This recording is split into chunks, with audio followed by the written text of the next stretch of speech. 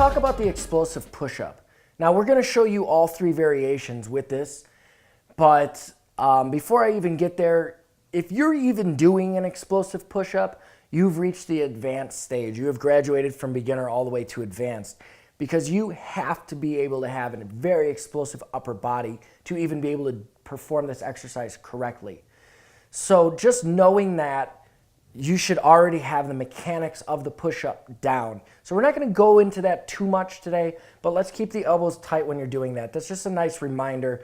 But if you need to go back and review the retracted push-up exercise in the instructional videos. But we're not going to get into that today. I'm going to assume that you are an expert in push-ups because you are in the advanced stage. And if you're doing it in an explosive manner that you can leave the ground, then you probably are advanced. So let's break this one down. I'm going to show you three different variations of this. One with an eccentric portion, or basically starting from a push-up, bringing myself down, exploding up, and landing on the boxes.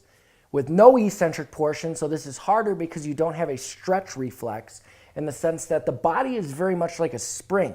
So the faster that your body comes down, it responds with a reflex. That's why plyometrics are so beneficial, because it teaches your body to improve that stretch reflex. So basically, taking that away makes it much harder to be explosive. So we'll start with no eccentric portion.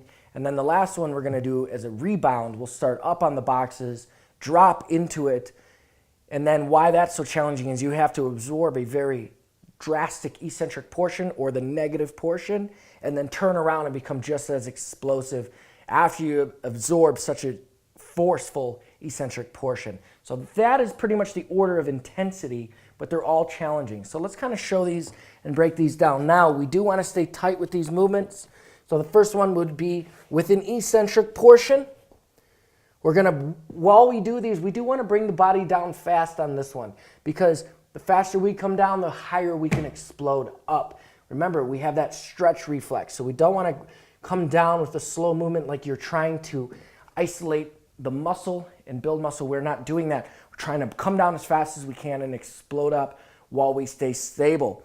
Before I do these exercises, I do get my body in a neutral position. The spine is in a neutral position, and I'm creating that pressure intra-abdominally, which, if you don't understand that, you can learn that through the mechanical movement guide in your membership page, going over the squat, the deadlift, and the bench press, which we talk in depth about that.